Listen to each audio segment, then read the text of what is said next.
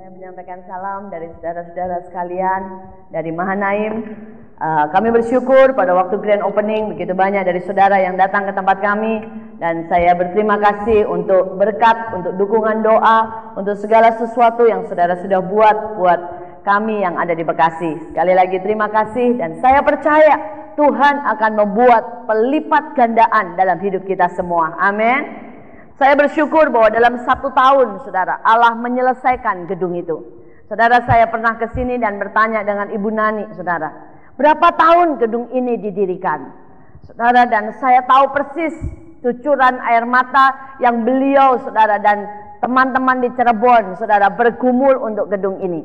Dan pada waktu mendengar tahunnya, saudara, saya keder juga. Saudara, saya ini orangnya tidak setia lah daripada Bu Nani dan orang-orang di sini. Saya orangnya punya iman kobaran, tetapi maunya cepat, saudara ya. Kalau suruh lama menanggung penderitaan, tidak kuat, saudara, saya itu. Nah, saudara, karena itu saya berpikir, Tuhan, apa sanggup? Karena 3 bulan, 4 bulan pertama sudah begitu gemetar, capek rasanya. Tapi saya tahu Tuhan mengukur kekuatan kita. Dan Allah tidak memberikan lebih dari kekuatan kita, betul? Saudara, dan gedung itu selesai dalam waktu 10 bulan. Saudara, dan semua yang akhirnya kami keluarkan untuk TK dan SD adalah 12 miliar. Dalam waktu 10 bulan Allah menutup 12 miliar, saudara. Karena kita punya Allah yang kaya. Saudara, Tuhan memberikan saya cuti 2 bulan. Jadi November dan Desember itu hari di mana saya slow down, saya cuti. Tetapi kami sudah mulai pembangunan buat SMP dan SMA. Dan untuk SMP dan SMA kami membutuhkan 15 miliar. Saudara, saya tersenyum dengan Tuhan dan saya berkata, rupanya Allah tidak pernah, saudara, membawa kita kepada tantangan yang lebih kecil. Tapi Allah selalu membawa kita kepada tantangan yang lebih besar. Saudara siap? Karena tantangan yang lebih besar membawa kemenangan yang lebih besar. Amin. Ada banyak orang berkata, Tuhan, kalau aku terus di dalam Tuhan, aku makin maju, bawa aku kepada persoalan yang makin kecil, kepada segala sesuatu yang makin lancar. Saudara, dan Tuhan bilang, enggak nak, karena kekuatanmu tambah besar, tantanganmu harus tambah besar, maka carahanmu juga tambah besar. Amin. Saudara, siapkan hati kita untuk menghadapi peperangan besar tahun ini. Tetapi dengan peperangan besar, jarahan akan besar. Saya percaya tahun ini Allah tidak sedang menyediakan peperangan-peperangan kecil buat kita. Allah tidak sedang menyediakan, saudara ya, hal-hal kecil buat kita. Tetapi Allah sedang menyediakan hal-hal besar dan sangat besar buat kita. Saudara, saya bersyukur sekali, saudara. Dan saya tahu ada satu gelora dalam hati saya. Dan saya tantang teman-teman saya di Mahanaim. Saya berkata, kita akan buat banyak tahun ini. Saudara, saya sedang siapkan, saudara ya, pemain musik kami semuanya, saudara, dan WL, dan kemudian saudara singer-singer kami, dan saudara kami tantang mereka untuk bernyanyi, saudara, di tengah lapangan. Kami sedang urus izin-izinnya. Kami akan lakukan itu, kami akan buat show, saudara ya, di depan mall-mall di Bekasi, saudara. Saudara, nggak tahu nanti dampaknya kayak apa. Nanti saya ceritakan lagi kalau sudah selesai.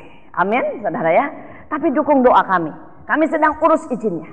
Saya percaya seperti tadi yang dikatakan, bahwa kita tidak hanya untuk diam di dalam, saudara. Sudah waktunya kita keluar dan buat dampak. Amin. Saya berkata, bagaimana mungkin yang di luar kena dampaknya kalau kita sembunyi di dalam? Kita akan urus izinnya, kita akan buat, saudara, ya, yang namanya, saudara, pertunjukan di depan mall-mall, saudara, gratis. Dan mereka akan melihat bagaimana ada urapan, ada kasih, ada damai sejahtera, ada sesuatu yang berbeda akan mengalir dan menjamah mereka. Amin. Saudara, karena itu tahun ini adalah tahun yang besar. Saudara, ini bukan tahun yang kita bisa sembunyi dan tidak melakukan apa-apa. Tapi tahun ini adalah tahun di mana kita lari, tahun adalah di mana kita akan terbang, tahun di mana kita akan membuat dampak dimanapun kita berada.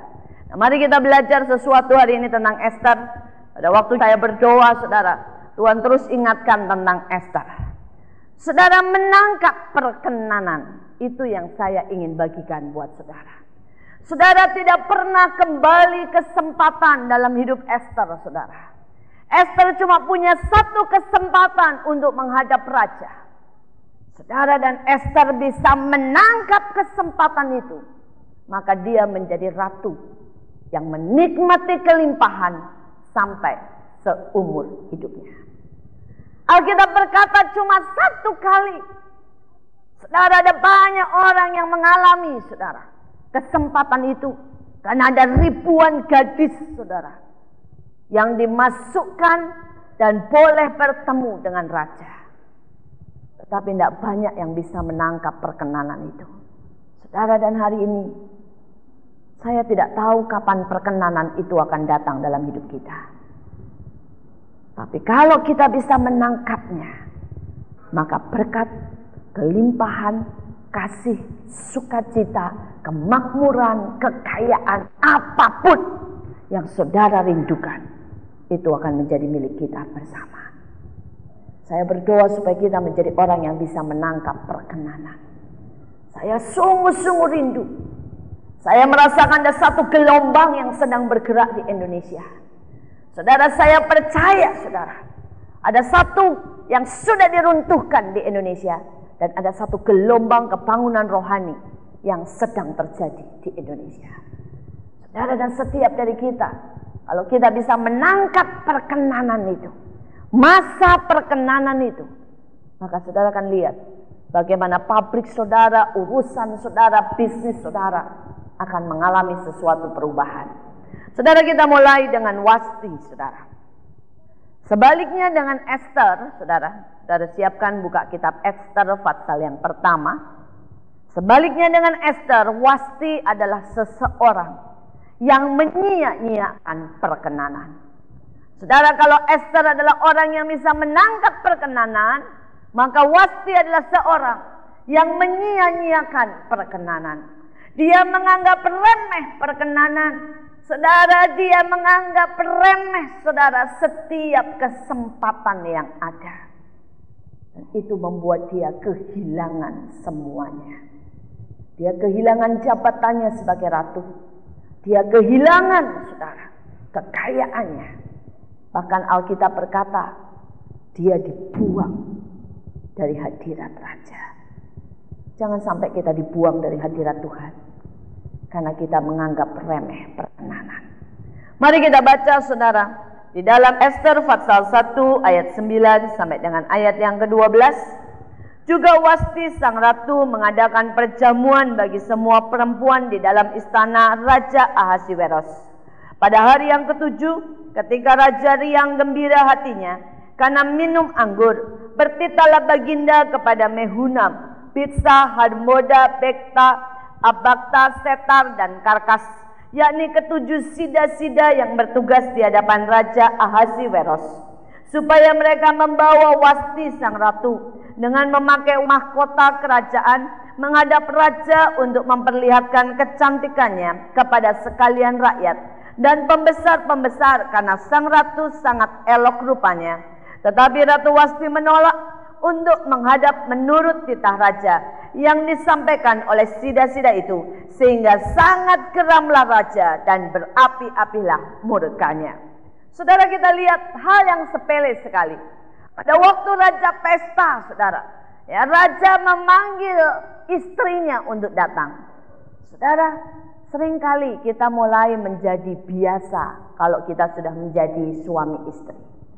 Ya, saya rasa setiap istri pernah menolak, saudara, kemauan dari suaminya.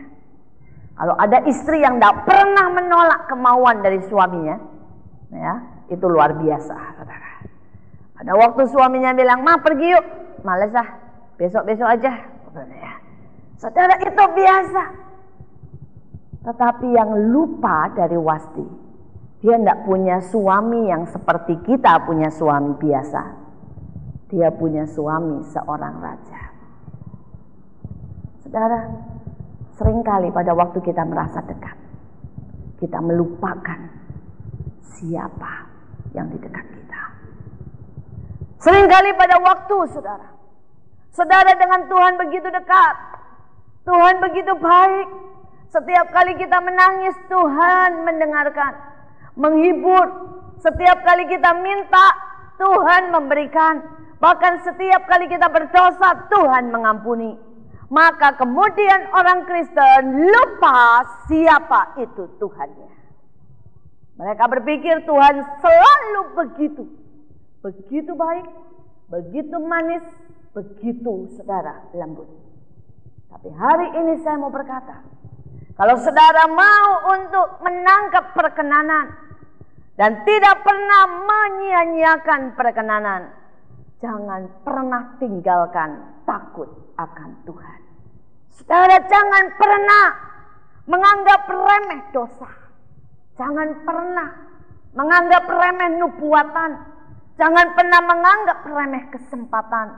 Jangan pernah menganggap remeh panggilan. Saudara, saya masih ingat teman saya. Dia seorang yang sangat diurapi. Pada waktu kami di Belanda, kami sama-sama saudara melayani. Dan pada waktu itu kami masih sangat muda. Tapi dia kalau khotbah saudara, luar biasa. Dia kalau tiup, udah kayak Benny Hinn, jatuh orang. Beneran saudara. Terus kemudian waktu zamannya kaki kiri dan kanan yang gak sama disamain. Dia lakukan itu juga, semua dipanggilin yang gak sama. Dia tumpang tangan, sama, berdiri saudara. Kaki-kaki itu pada bergerak sendiri, set saudara. Dan kemudian dia berkata sama saya, sekali waktu ya ini, kamu akan lihat nama saya di kebaktian-kebaktian, bahkan di istora. Saya bilang amin. Kemudian pada waktu dia pulang ke Indonesia, saudara, Tuhan berkata sama dia, masuk dalam pelayanan. Dia berkata, enggak Tuhan,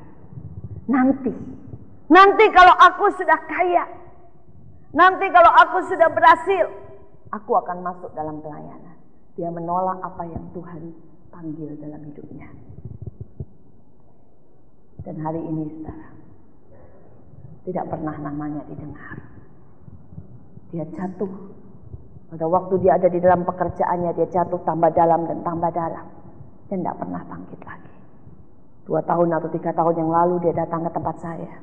Dan dia berkata, di mana-mana kalau aku pergi, aku lihat spanduk tulisan namamu KKR. Spanduk tulisan namamu seminar. Dan dia nangis dan berkata, seharusnya nama saya di situ dan bukan namamu. Saya berkata, betul, karena engkau jauh lebih diurapi seharusnya dari saya. Tapi saya menjawab, ya, dan engkau berkata tidak. Saudara, ada banyak orang yang menyia-nyiakan dan menganggap remeh apa yang Tuhan minta dalam hidupnya. Saudara, di depan jangan pernah anggap remeh perintah Tuhan. Seorang teman, saudara, pada waktu itu Tuhan suruh dia berdoa, berpuasa untuk omnya. Dan dia berkata, iya nanti. 3 hari kemudian omnya tertabrak dan mati dan tidak diselamatkan. Dan Tuhan berkata, nyawanya ditanggungkan atas dia.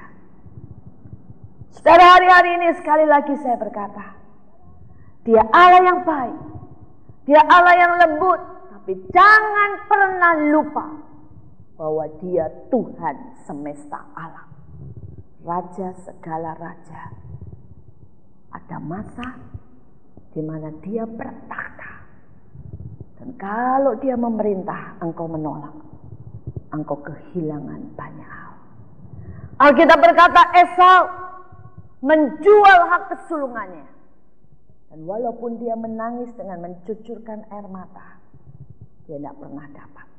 Saudara, hari-hari ini kalau saudara berkata, aku mau, ya, itu cukup buat Tuhan. Tapi jangan berkata tidak. Saya mendengar kesaksian yang luar biasa. Ada seorang bapak, saudara, telepon kepada seorang hamba Tuhan, dan hamba Tuhan ini lagi nyetir di jalan. Tuhan berkata sama hamba Tuhan ini, minggir, cepat layani, suruh dia mengampuni, karena dia punya kepahitan. Saudara, dan dia minggir, saudara. Dia berkata sebenarnya di otaknya dia berpikir, kenapa tidak nunggu nanti di rumah? Ya, dia bisa saja bilang, telepon saya 1 jam lagi. Tapi saat itu dia belajar untuk taat. Dia minggir, dia layani bapak itu di telepon 1/2 jam, saudara. Dan kemudian bapak itu nangis mengampuni, dan dia berkata terima kasih. Karena hari ini saya berdamai dengan Tuhan. Saudara, dia melanjutkan perjalanan sampai di rumah. Itu kurang lebih 15 menit dari tempat itu. Begitu sampai di rumah, saudara, teleponnya berbunyi. Bapak ini kena serangan jantung, meninggal dunia.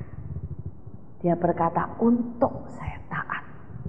Seandainya tidak, satu orang dibawa masuk ke neraka. Ini hari-hari yang begitu cepat, saudara. Ini hari-hari yang dimana saudara harus tanggap sungguh-sungguh. Sekali lagi, jangan pernah seperti Wasti, menganggap remeh panggilan, menganggap remeh perintah, menganggap remeh pengakuan iman, menganggap remeh firman Tuhan. Karena akan banyak hal yang kehilangan kalau kita menganggap remeh sesuatu. Saudara, kita sekarang masuk ke Esther. Saudara, kita lihat Esther. Kita mulai baca Esther pasal 2, bagaimana untuk menangkap perkenanan. Esther pasal 2 ayat yang kelima. Saya akan bacakan. Pada waktu itu ada di dalam benteng Susan seorang Yahudi yang bernama Mordechai bin Yair bin Simain bin Kisi seorang Benyamin, yang diangkut dari Yerusalem sebagai salah seorang buangan yang turut dengan Yekoya Raja Yehuda. Ketika ia diangkut ke dalam pembuangan oleh Raja Nebukadnezar Raja Babel, Mordechai itu pengasuh Hadasa, yakni Esther, anak saudara ayahnya. Sebab anak itu tidak beribu bapa lagi. Gadis itu elok perawakannya, cantik parasnya. Ketika ibu bapanya mati, ia diangkat sebagai anak oleh Mordechai. Saudara, yang pertama, kalau saudara mau menangkap perkenanan, maka biarkan Allah membentuk kita dan mengubah setiap kutuk menjadi berkat dengan bereaksi positif. Sekali lagi, kalau saudara mau menangkap perkenanan, biarkan Allah membentuk kita lewat setiap keadaan yang seringkali kita anggap itu kutuk. Biarkan dia mengubahnya menjadi berkat dengan bersikap dan bereaksi positif. Saudara, sekarang saya terangkan lebih lanjut. Saudara, kalau Esther ini kepahitan, dia dibuang, dia kehilangan hartanya, kehilangan desanya, kehilangan rumahnya. Saudara, menjadi orang buangan itu dihina. Menjadi orang nomor 2 di negara itu atau nomor 10 di negara itu. Saudara, kalau Esther jadi orang yang minder dan kepahitan, pasti reaksinya beda. Dia tidak elok. Orang yang kepahitan itu selalu kayak landak, saudara. Ada durinya kemana-mana. Disentuh selalu menyakitkan. Saudara, saya punya cukup banyak ketemu, saudara, pengalaman dengan orang-orang yang kepahitan. Diperlakukan apapun, saudara, kayak landak, saudara.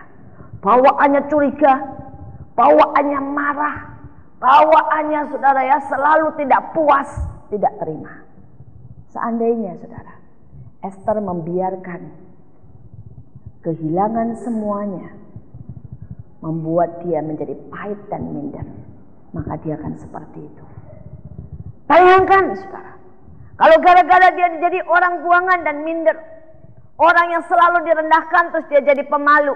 Setiap kali nunduk bawah, kalau ditanya namanya siapa, enggak tahu, gitu, saudara, ya. Tidak ada yang tertarik. Kamu bisanya apa? Tidak bisa apa-apa, saudara, ya. Tidak ada yang tertarik dengan dia. Saudara, tetapi Esther bereaksi positif. Saudara, dia kehilangan segala sesuatu, membuat dia belajar menghargai segala sesuatu. Kalau saudara perhatikan dalam hidup Esther, dia sangat menghargai pamannya Mordechai. Sekalipun, saudara, dia sudah di dalam istana, pamannya di luar, Alkitab berkata dia tetap melakukan apa yang pamannya katakan, karena Esther sangat menghormati dia. Ini orang rendah hati. Ini orang, saudara, tahu artinya menghormati dan menghargai. Proses yang Allah biarkan terjadi membuat dia bukan pahit, tetapi rendah hati. Bukannya marah, tetapi bisa menghargai segala sesuatu. Saudara, tidak cukup sampai di situ. Dikatakan Esther ini kehilangan bapak dan ibunya. Saudara, kenapa sih? Tuhan itu sadis banget sama hidup Esther. Ada banyak orang yang selalu berkata, kenapa hidup orang itu enak, hidup saya tidak enak. Kenapa kelihatannya Tuhan galak, sadis sama saya? Saudara, engkau harus berkata, terima kasih Tuhan. Kalau engkau berlaku keras dalam hidupku, karena aku akan naik lebih tinggi dari yang lain. Amin. Saudara, lihat bola deh ya, bola. Bola itu kalau dilemparnya pelan, naiknya pelan. Tapi kalau dihantamnya keras, dia ke dalam. Pasti bolanya naiknya keras. Betul? Jadi kalau Allah sedang menghantam engkau keras ke bawah, percayalah, Allah pengen kita naik melesat ke atas. Bisa bilang amin? Ya.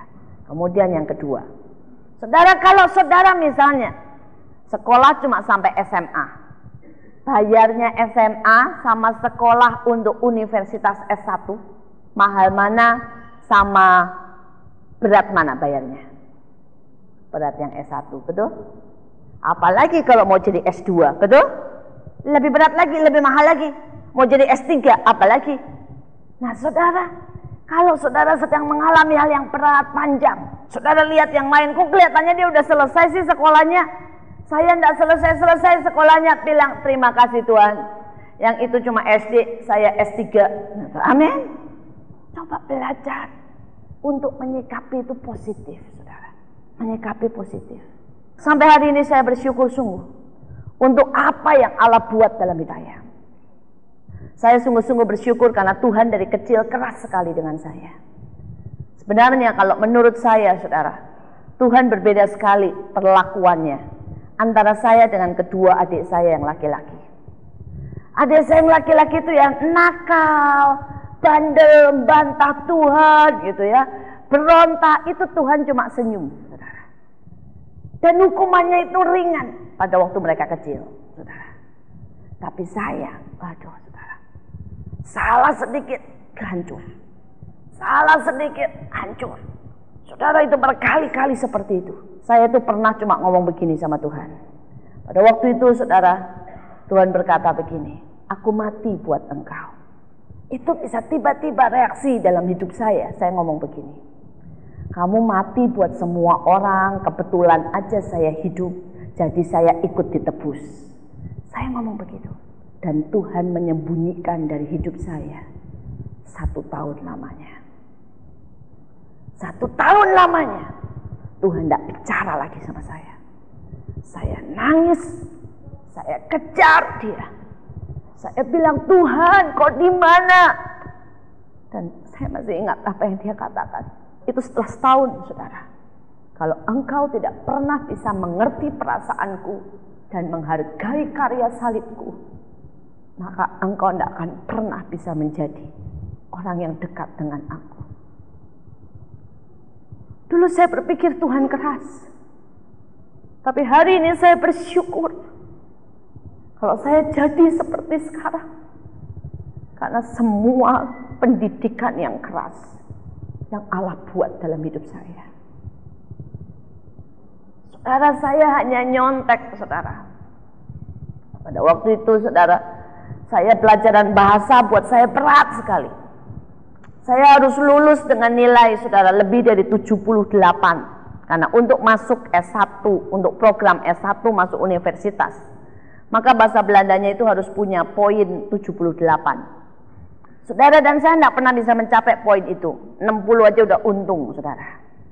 Karena itu, saudara, saya putus asa dan saya panggil joki. Saudara tahu joki kan ya? Ya.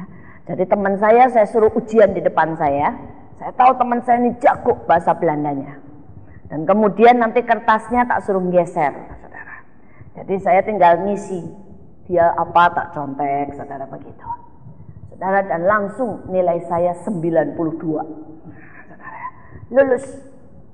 Begitu lulus Tuhan berkata sama saya, karena kamu menukarkan kemuliaanku hanya untuk lulus berbahasa Belanda. Seumur hidup engkau tidak akan bisa berbahasa Belanda. Dan itu mengerikan, saudara. Saudara ngerti di sini ya, begitu buka mulut keluarnya kacau balau, saudara. Tidak bisa. Seumur sampai saya selesai sekolah seperti itu.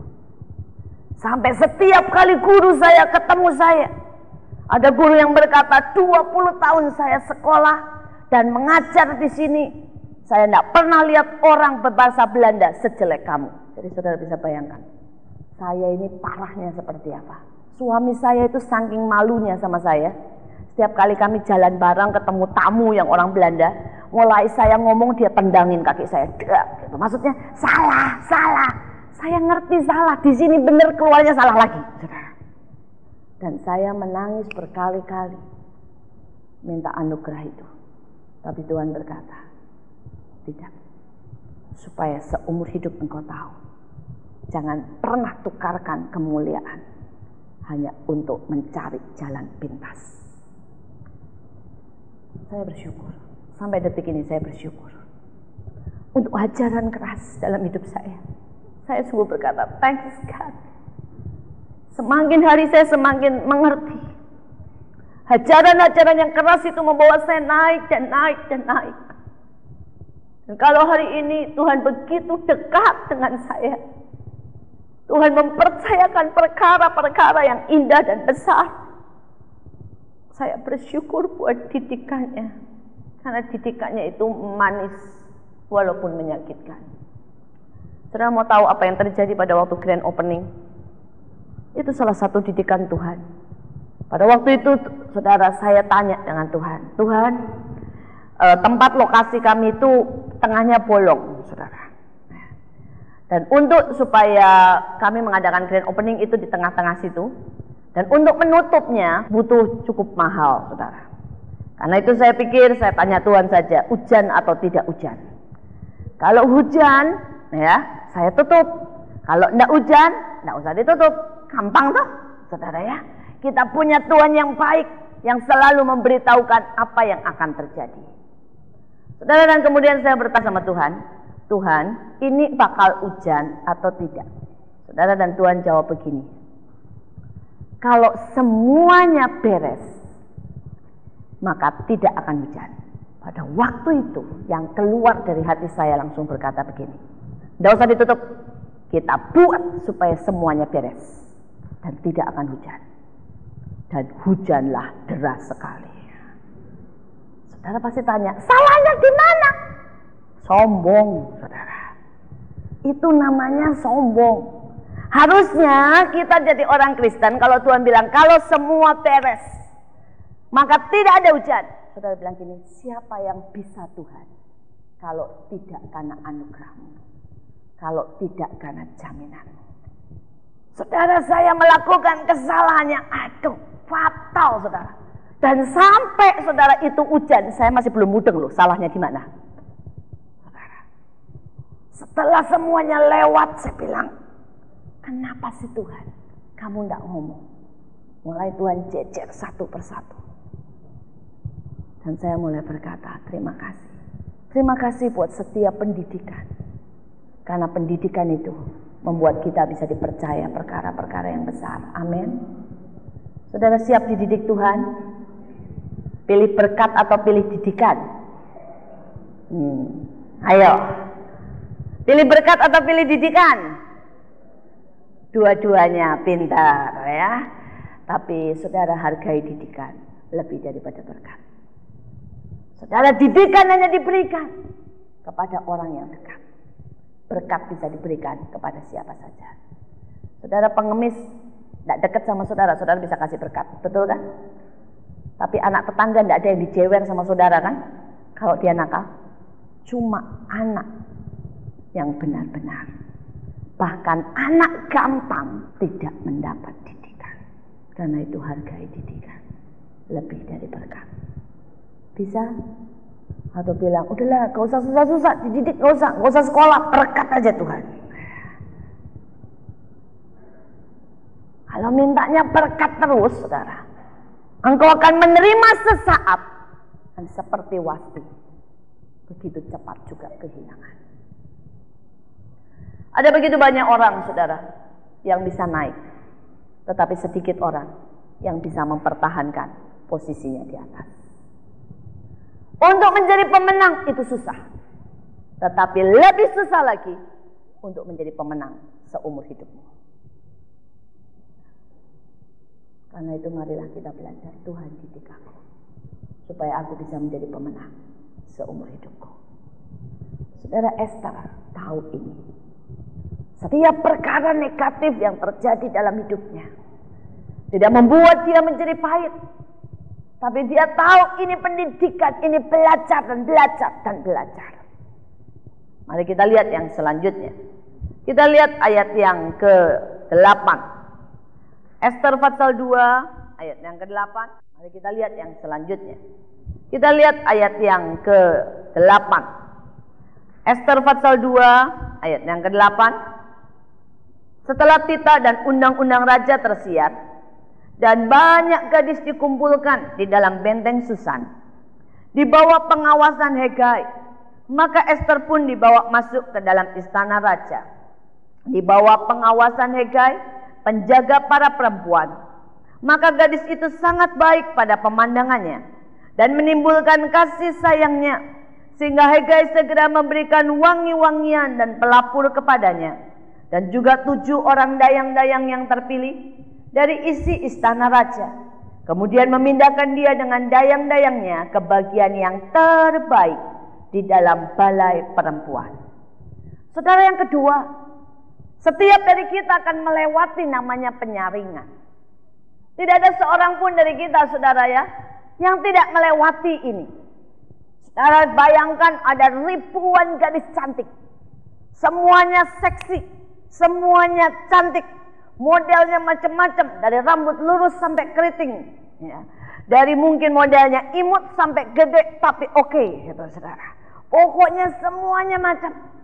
Bagaimana mungkin di antara sekian banyak Esther bisa menjadi yang terbaik? Ini yang susah. Setiap dari kita akan mengalami yang namanya dipanggil, dipilih, dan yang setia. Betul? Disaring, disaring, disaring. Yesus punya ribuan murid, tapi di antara ribuan diambil 70. Dari 70 diambil 12. Dari 12 diambil 3. Dari 3 diambil 1. Saudara, dan hari ini bagaimana kita menyikapi, saudara, setiap persaingan, setiap penyaringan? Apa modalnya mau sikut kiri, sikut kanan, tendang kiri, tendang kanan? Makin hilang dan tenggelam kita kalau begitu. Saudara, saya kasih beberapa contoh saja ya. Di dalam penyaringan, ujian yang paling dilihat adalah karakter. Pada waktu itu saya lihat Indonesia Idol, saudara. Pasti saudara pernah lihat ya. Itu kan banyak begitu ya. Terus kemudian ada satu peristiwa yang buat saya menarik sekali. Saudara, ada seorang anak perempuan, dia bernyanyi. Pada waktu dia lagi semangat-semangatnya nyanyi, gigi palsu ternyata. Itu coplok, blok, gitu keluar. Keluar, saudara. Nah, pada waktu keluar, ini lagi penyaringan, saudara ya, belum sampai di panggung, blok keluar. Saudara, itu juri tidak bisa nahan ketawa. Ketawa, saudara ya. Ketawa banget, lucu kan, mencolok giginya tiba-tiba ompong. Saudara bayangkan, perempuan lagi, saudara. Saudara, tapi kemudian ini perempuan ngambil itu gigi palsunya, dielap sama dia, dipakai lagi. Terus dia dengan senyum berkata begini, kelihatannya saya lebih pantas jadi pelawak ya, daripada jadi penyanyi. Saudara, dia tidak marah, dia tidak kesel, tidak malu. Dia ngomong begitu, terus dia nyanyi lagi. Dia bilang, boleh tidak saya ulang?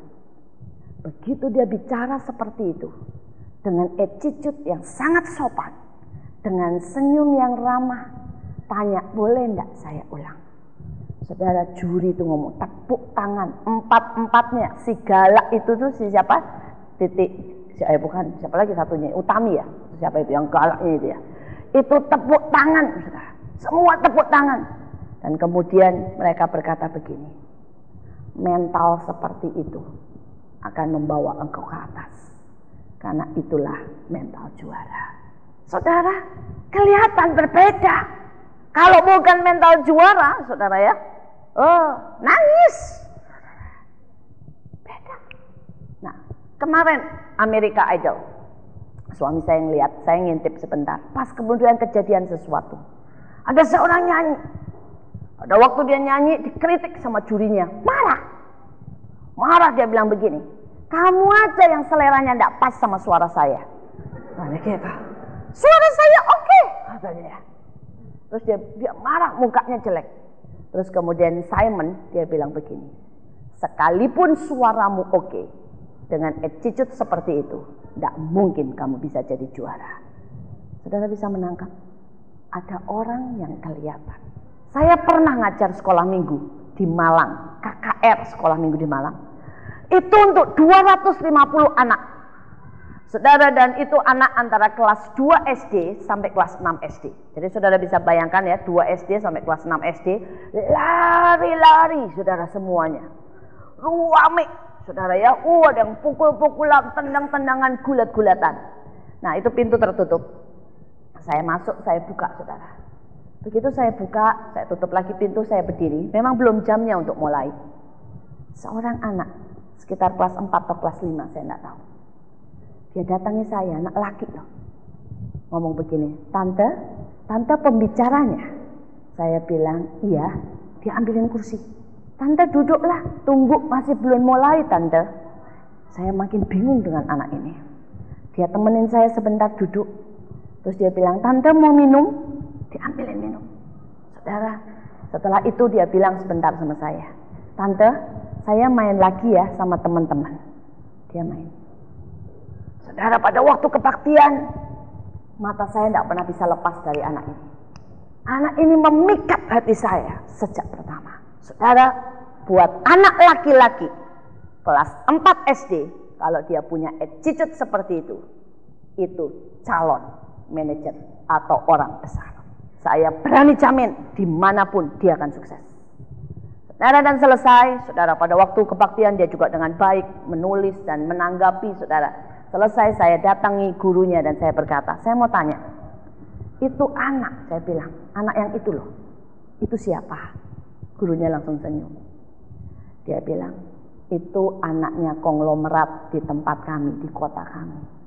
Papahnya itu ya jago banget lobbying. Sampai semua orang pejabat proyek pasti jatuh ke tangan dia. Saya senyum dan berkata, pantas bakat alaminya mengalir ke anaknya. Itu tidak bisa ditipu. Sesuatu yang sudah menonjol sejak dari kanak-kanak. Dari 250 anak, dia bersinar begitu terang. Lebih dari anak-anak yang lain. Sekarang menjadi pertanyaan dalam hidup ini. Bagaimana dengan engkau? Apakah kita ini bersinar lebih terang? Atau di tengah dunia, sama dunia, sampai tidak kelihatan yang Kristen? Saudara, engkau bisa. Harusnya dimanapun engkau berada, engkau bisa bersinar lebih terang. Saya bisa melihat dalam setiap kejadian, saudara. Di dalam hidup ini, saudara, ya, di dalam pelayanan, saudara, saya bisa lihat, saudara, ada begitu banyak orang di dalam pelayanan saya di Mahanaim. Nah, tapi selalu ada orang-orang yang bersinar lebih terang. Dan itu kelihatan dari mana? Attitude, sikap. Gampang kok buat saya melihat mereka. Pada waktu kebaktian selesai, ya, kelihatan semua, yang lain baru pulang. Tapi ada beberapa orang yang ngambilin sampah. Ngambilin sampah, dimasukkan di tong sampah. Sampai ruangan bersih, baru dia pulang. Soal kecil. Tapi saya lihat, ini namanya punya jiwa pelayan. Gampang. Dan saudara, Tuhan itu memperhatikan kita tiap hari. Tiap hari. Matanya hari-hari ini sedang mencari orang-orang yang bisa dipercaya. Yang akan diberkati besar untuk naik ke atas. Dia mencari orang-orang yang bisa dipercaya, diberi karunia banyak untuk dipakai demi kemuliaan dia. Dia sedang cari orang-orang yang punya hati pelayan, yang bisa melayani banyak orang untuk memenangkan ribuan jiwa. Dia lagi cari, saudara, orang-orang yang bisa jadi donatur-donatur yang dipercaya. yang tidak pernah memegang uang itu untuk miliknya sendiri, tapi membagikan buat orang lain. Saudara, dimanapun engkau bisa bersinar lebih, tergantung setiap hal kecil yang hari demi hari saudara dan saya hadapi. Biarlah kita didapati, bukan cuma dipanggil, tapi berkenan dan setia. Saudara, kita lihat yang selanjutnya, ayat yang ke-12. Tiap-tiap kali seorang gadis mendapat giliran untuk masuk menghadap Raja Ahasveros, dan sebelumnya ia dirawat menurut peraturan bagi para perempuan selama 12 bulan. Dan seluruh waktu itu digunakan untuk memakai wangi-wangian.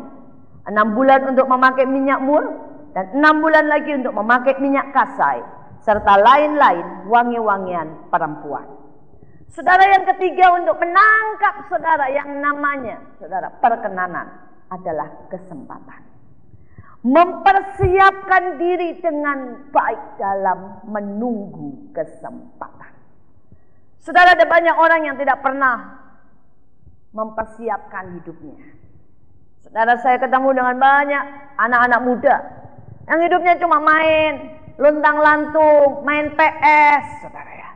Tapi saya juga kenal anak-anak muda yang di usia mudanya, saudara, dia sibuk latihan keyboard, latihan musik, dia mulai menguasai program komputer, sudah mulai kerja dari kecil. Beda. Saya kenal seorang di tempat saya, saudara, di Kemang Pratama. Dia seorang anak yang tidak punya orang tua, jadi yatim piatu sejak dia SMA. Tapi dia menyusun hidupnya begitu rupa. Bahkan ayahnya sudah meninggal sejak dia SMP. Saudara, pada waktu dia SMP, dia sudah tidak pernah membuang waktunya untuk bermain-main. Selesai sekolah, dia ngelesin anak-anak SD. Malam, dia masih jadi tenaga volunteer, saudara, untuk jaga toko atau untuk menulis pembukuan secara kasar. Saudara, dan dia simpan sen demi sen, karena dia tahu bahwa dia harus masuk universitas. Setelah dia masuk universitas, saudara, dengan biaya yang dia kumpulkan dari jerih payahnya sejak SMP, saudara, hidupnya tetap seperti itu. Dan sekarang dia menjadi salah satu orang kaya di kompleks kami, yang punya 3-4 ruko, saudara ya, punya mobil mewah dan sebagainya. Saudara, dan orang ini setiap kali ketemu saya dengan baju yang tetap sederhana dan biasa, dan dia berkata, saya tidak percaya kalau kita usaha, Tuhan tidak buka jalan. Kalau kita semua usaha dengan sungguh-sungguh, menyusun masa depan, maka semiskin apapun, Tuhan akan buka jalan, sehingga kita bisa diberkati. Saudara, saya rasa itu benar. Tapi banyak anak muda memilih tidur lebih panjang. Tapi saya juga berdoa demikian juga dengan pelayanan. Saudara, sebelum saya dipercayakan oleh Tuhan untuk mengajar, untuk jadi pemimpin, mulai umur 10 tahun, Tuhan berkata, setiap bulan minimal 1 buku. Saudara, dan itu buku setiap bulan, bayangin 1 buku. Saudara, mulai dari saya umur 10 tahun sampai hari ini, tiap bulan saya baca 1 buku rohani. Terus, saudara, Tuhan bilang kamu boleh baca buku yang lain, tapi tiap bulan baca buku rohani. Itu membuka wawasan, menambah iman, membuat saya mengerti banyak hal. Begitu Allah bawa saya ke luar negeri, tiba-tiba orang sudah konseling, pelepasan dan sebagainya. Saudara, saya bisa. Kenapa? Saya membangun satu persiapan. Seringkali, saudara, kita melayani tanpa persiapan. Seringkali kita berpikir bahwa kita bisa menyembah tanpa hubungan kita dengan Tuhan di kamar. Apa yang kita mau kasih? Saudara, tidak bisa menyajikan sesuatu tanpa bahan-bahannya saudara siapkan dan ramu dengan baik. Oh, saudara, saya marah sekali sama pemain musik saya 2 minggu yang lalu. Saudara, pemain musik saya skillnya oke, lumayan lah, saudara ya. Dan mereka udah biasa, saudara. Sehingga mereka, saudara ya, semua lagu lah tahu. Misalnya lagu masuk dalam hadiratnya, dia udah tahu chordnya begini, masuknya begini, intronya begini, akhirnya begini. Sudah tahu semuanya. Nah, pada waktu saudara 2 minggu yang lalu kami kebaktian. Tiba-tiba saudara, saya lihat pemimpin pujiannya kasih daftar lagu 5 menit sebelum kebaktian. Dan mereka memainkan dengan baik. Nggak ada salahnya, salah chord nggak ada, salah fals gitu nggak ada, semua oke.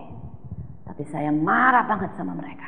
Saya bilang, kalau begitu caramu melayani, hanya rutinitas, hanya sesuatu yang basi yang kamu sediakan buat Tuhan, nggak usah pelayanan. Jadi tukang sapu lebih baik, saya bilang, daripada kamu tidak pernah menghargai namanya panggilan sebagai imam musik. Saya marahin habis, saudara. Saya bilang, saya tidak mau kayak begini. Saya mau setiap kali kamu main, berikan variasi baru, berikan intro baru, nyanyi dari hati, sungguh-sungguh. Saudara, dan saya bersyukur mereka itu anak-anak yang sangat taat. Setiap kali dikebrak begitu bukannya nangis dan berkata ibu jahat, kepahitan, atau bilang udahlah saya mundur aja dari tim musik. Tidak ada yang seperti itu. Saya bersyukur sekali.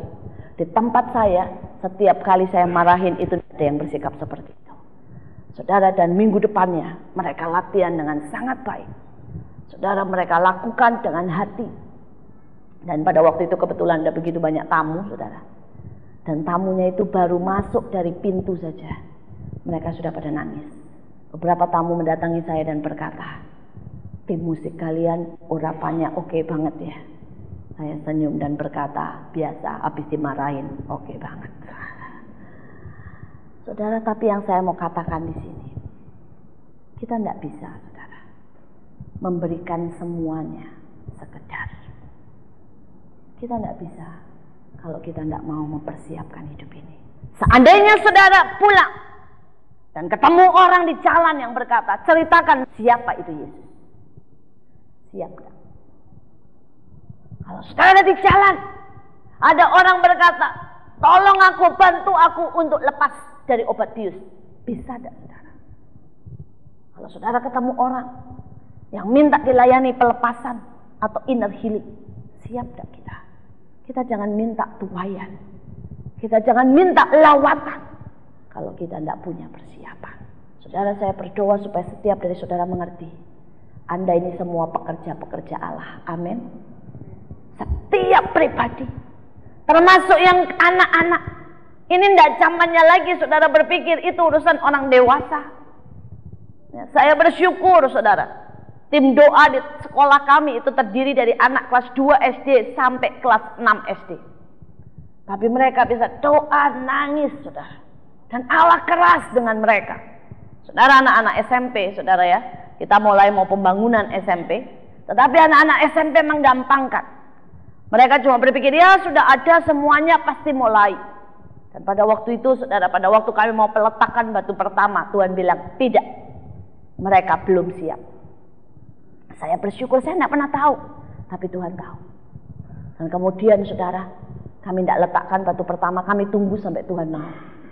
Dan hari-hari ini saudara, kami semua satu SMP tiap hari puasa dari jam 8 sampai jam 12.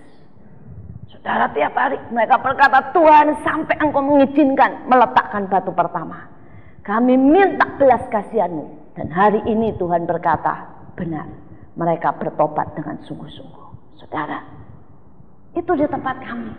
Ya, kami bersyukur karena Allah mendidik kami dengan keras. Tidak ada model saudara ya, anak-anak kecil saudara, dan berkata saya masih kecil. Pada waktu anak saya terlibat dalam jaringan doa sekota. Anak saya umur 9 tahun dan 11 tahun. Dan mereka ditantang untuk ikut buat KKR saudara, untuk anak-anak. Saudara, mereka ditantang untuk 3 bulan tidak main PS, tidak nonton televisi saudara, tidak nonton bioskop. Dia berkata, kalau kamu mau generasi ini diselamatkan, musuh terutama dari anak-anak itu PS, televisi, dan film-film. Kalian harus mulai dari kalian, bayar harganya. 3 bulan tidak nonton itu. Saya bersyukur. Saya jujur jadi mamahnya kasihan kadang-kadang. Ya, dia bilang, aduh ma, pengen nonton TV dikit aja katanya ya. Ya, pengen lihat SpongeBob dikit aja. Tapi dia berkata, enggak, saya mau lakukan buat Tuhan. Saudara, saya berdoa supaya generasi yang seperti itu sedang ada di tengah-tengah kita. Amin. Dan ini akan terus menjadi dampak yang luar biasa. Saudara, pada waktu KKR itu diadakan, itu sudah November tahun lalu, 4.000 anak. Saudara, itu ruangan pengapnya minta ampun. Dan tidak ada tempat buat bergerak, pengap, AC-nya tidak jalan, tidak bisa saudara menampung segitu. Wow, saudara ya, wah udah deh, suasana tidak mendukung. Tapi Tuhan melihat bagaimana anak-anak ini berpuasa. Itu anak-anak kecil, angkat tangan semuanya, pegang tangan di dada. Mereka air mata itu ya, saudara, banjir, ingus di mana-mana. Itu anak-anak yang nakal-nakal, semuanya dijamah dengan Tuhan. Saudara, saya lihat dan lihat, Allah tahu menghargai setiap orang yang sungguh-sungguh mencari Dia. Amin. Ini waktunya, ini waktunya. Biarlah setiap dari kita bangkit. Jangan sampai perkenanan itu lewat. Saya sedang merasakan perkenanan ada di atas kota Cirebon. Tahun ini bisa menjadi tahun yang jebol buat saudara. Kalau saudara bisa menangkap masa perkenanan itu. Persisnya kapan Allah buat bom atas kota saudara, tidak tahu. Tapi bagian kita membaca, bagian kita berdoa, bagian kita mempersiapkan. Esther tidak pernah tahu kapan waktunya dia masuk. Tapi dia direndam, saudara, dengan minyak itu. Dia melewati, saudara, setiap proses itu. Saudara, itu minyak tidak enak loh, saudara. Ya, itu minyak bisa membuat saudara sesak, karena itu saudara kayak sauna, saudara, tapi penuh dengan rempah-rempah, saudara, yang wangi, tetapi juga bisa buat sesak. Tapi itu masih oke lah. Tapi ada satu yang minyak mur, itu sangat menyakitkan. Ini saya sungguh-sungguh pernah mengalami. Saya pernah dikasih minyak mur, saudara, ya, asli dari Israel, yang dicampur, saudara, dengan beberapa. Orangnya berkata, Bu, ini untuk luka aja ya, jatuh diusap itu perihnya minta ampun, tapi hitungan menit berhenti darahnya, hitungan detik berhenti darahnya, kering. Dan saya lihat benar ya, pernah sekali waktu anak saya jatuh, saudara, itu sobek, dikasih minyak itu nangis jerit-jerit kayak terbakar, saudara. Tapi hitungan detik, saudara, itu kering, bagus. Saudara, karena minyak mur itu kayak antiseptik. Kemudian dia bilang ini bisa dipakai buat segala macam. Ya, termasuk dia bilang untuk sabun, untuk segala sesuatu. Nah, sekali waktu, saudara, telinga saya itu sakit, saudara ya, tidak enak gitu, rasanya tidak tahu ada sesuatu, sakit. Dan saya pikir katanya minyak mur bisa menyembuhkan. Saudara, jadi saya ambillah sedikit minyak mur itu, saya masukin di telinganya saya, saudara. Aduh, saudara, saya pikir telinga saya terbakar, saudara. Sakitnya minta ampun, panasnya minta ampun. Saya sampai, aduh Tuhan, Tuhan, apa yang terjadi, saudara. Tapi tidak bisa apa-apa kan, sudah terlanjur, saudara. Tapi setelah itu sembuh, benar. Setelah 1 jam itu mereda sakitnya, sembuh. Tapi yang luar biasa, ya mungkin ini sedikit jijik, saudara ya. Kalau kadang-kadang saudara masukkan telinga, saudara keluarkan, itu kan pasti bau kan, saudara ya, kapasnya ya. Itu selama seminggu, setiap kali kapas masuk di telinga, ya dikeluarkan, baunya wangi, bau minyak mur. Tapi itulah minyak mur. Saudara, minyak itu bisa benar-benar, saudara, menimbulkan satu harum, tapi memang menyakitkan. Dan di budaya timur, itu minyak direndam, dikasih ke tubuh, supaya seluruh tubuh mengelupas, dan nanti keluar kulit yang baru. Itu seperti bayi, saudara. Tapi dibiarkan seluruh tubuh mengelupas, karena itu butuh 6 bulan prosesnya. Saudara bisa bayangkan sakitnya seluruh tubuh mengelupas. Tapi hari demi hari saya berpikir, benar, sifat kita yang buruk itu perlu dikelupas. Kedagingan kita yang sudah jadi kerak itu perlu dikelupas, sehingga muncul sifat-sifat yang baru. Amin. Saudara mau menangkap perkenanan, melewati proses dan persiapan. Yang terakhir, saudara, yang terakhir kita lihat, saudara, ayat yang ke-14. Pada waktu petang ia masuk dan pada waktu pagi ia kembali. Tetapi sekali ini ke dalam balai perempuan yang kedua, di bawah pengawasan Saagas, sida-sida raja, penjaga para gundik. Dia tidak diperkenankan masuki menghadap raja, kecuali jikalau raja berkenan kepadanya. Lihat saudara, kuncinya adalah perkenanan. Dan ia dipanggil dengan disebutkan namanya. Ketika Esther anak Abigail, yakni saudara ayah Mordehai yang mengangkat Esther sebagai anak, mendapat giliran untuk masuk menghadap raja, maka ia tidak menghendaki suatu apapun daripada yang dianjurkan oleh Hegai, sida-sida raja, penjaga para perempuan. Saudara, yang ketiga, Esther mengalami ujian. Setiap orang yang mau masuk, saudara, menghadap raja itu kesempatan sekali seumur hidup. Dan kalau saudara baca Alkitab, saudara akan lihat mereka boleh minta apa saja sebelum masuk menghadap raja. Dan semuanya dikasih. Saudara boleh minta emas, boleh minta diamond, boleh minta mutiara, dikasih semuanya. Coba kalau saudara sekali waktu punya kesempatan seperti itu. Seandainya tiba-tiba ada jin di sini yang berkata engkau boleh buat 3 permintaan. Dan apapun permintaanmu akan dikabulkan. Pikirkan baik-baik apa yang engkau minta, saudara. Ayah saya pernah ditanya begitu sama Tuhan. Dan untung dia menjawab, mampukan aku menyenangkan hatimu Tuhan. Setiap saat, setiap waktu. Tapi saudara tidak bisa, saudara ya. Ingat-ingat jawaban itu supaya Tuhan berkenan. Ya. Karena nanti pada waktu Tuhan tiba-tiba menguji saudara, lupa. Saudara bisa jawab apa saja. Dan demikian juga ujian itu terjadi kepada saudara Esther. Dia ditanya mau minta apa. Tapi Alkitab berkata, dia tidak minta apapun selain yang dianjurkan oleh pengasuhnya atau Hegai. Bisa enggak kita? Dalam kondisi apapun, kita tidak melakukan seperti yang kita mau. Kita tidak minta yang kita mau. Tapi kita minta dan melakukan seperti yang Roh Kudus katakan. Saudara, dan ini yang membuat salah satu kunci. Kenapa ayah saya begitu disayang Tuhan? Kenapa saudara? Dia berhasil dalam banyak hal. Saya juga mempelajari kunci dari hamba-hamba Tuhan yang berhasil. Cuma satu. Karena mereka tidak berpikir seperti manusia lain berpikir. Mereka tidak bereaksi dengan cepat seperti maunya hati mereka. Tapi mereka cuma melakukan. Cuma minta. Cuma mengerjakan apa yang Roh Kudus katakan. Ini susah loh saudara. Coba aja nanti. Saudara menghadapi di mana tiba-tiba suami marah. Reaksinya bisa macam-macam. Lupa semua pelajaran. Marah lebih keras. Kalau perlu ditampar.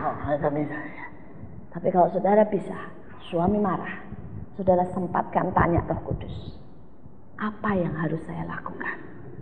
Maka saudara akan mendapat kemenangan, kedamaian.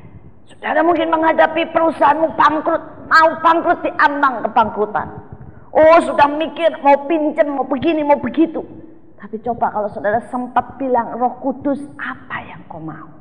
Dan engkau melakukan tepat seperti yang Roh Kudus katakan, maka engkau akan melihat jalan keluar.